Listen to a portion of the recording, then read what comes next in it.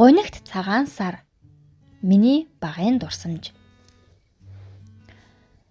Цагаан сар төгөхөөр цагаан сартай холбоотой багын дурсамжууд өөрийн ирэхгүй санаанд орох юм аа. Бууз хийх, угаалга цэвэрлэгээгээд айл бүр дор дороо ажилтай. Манайх ялгаагүй хүн бүр заавгүй. Би гэртээ ойр зургийн юм хийчгээд эмээх их рүүгээ очиж туслана. Хүүхдийн тус багдах биш те. Ядчил төмпөн савд хүүлж өгөх, жижиг сажиг ажлыг нь хийж өгнө. Нэг өдөр үдээс хойш хүзүү хоолой жоохон өвдөх шиг болов. Нэгэгч тоосонгүй орой эртгээ унтаад өглөө. Харин маргааш өглөө сэрэхэд өвдөлт нэлээ нэмэгдчихсэн. Ялангуяа энэ хүзүүний баруун талаар хөндүрлээ. Хурууга дараад үздэл жижигхэн бондгор юм тэмтрэгдэнэ. Айхтар тоосонгүй. Аяндаа гайгүй олчих нэз гэж бодоод зурагт үзэж, идэж, ууж, хүүхдийн болсон хойно тогложгүйг адил явж байлаа. Гэтэл яалтчгүй өвдөлт нь нэмэгдээд нөгөө бондгор юм чинь томроод эхэллээ шүү.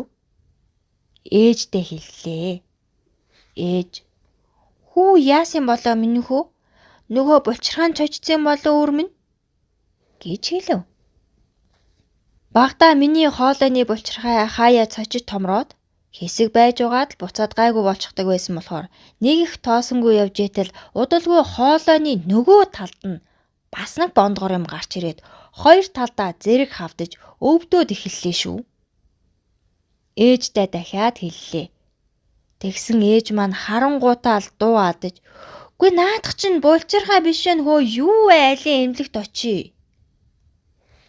Ингээд хуйлаа эмчэд үзүүллээ. Гахаан авдар гэсэн онош тавигдав. Аз болж хэтэрхий хүндрээгүү тул эмнэлэгт хэвдүүлсэнгүй гадуур эмчилгээ бичиж өгсөн. Харин заавал тариа хийх болов. Эмч ээжтэй ярина. "За хөө танайд чинь өгцөнд тариа тарьж чадах хүн бий үлээ?" Ээж байгаа гэж хариулж байсныг би тод сандаг юм. Ингээд л би тарианд орж гэртээ тусгаарлагдав.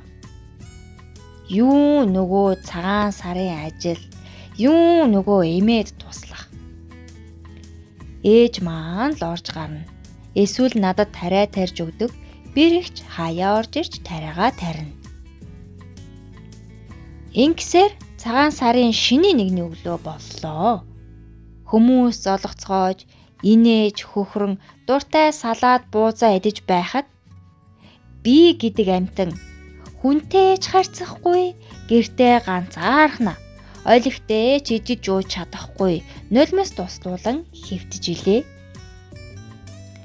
Ээж маань санаа зовнин бантан будаатай шүүл зэрэг амархан гулгуулад идэж болох хоол чанж өгч байсан.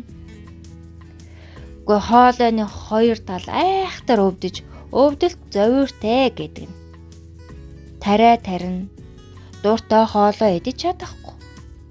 Ингээд л цагаан сар гэдэг амтгүйхэн өвдөлт дунд өнгөрсөн юм да. Ёстой л нэг гахаан авдар гэдэг нэрэндээ таарсан айхтар өвчин байсан. Гахаан хавдраа гэж.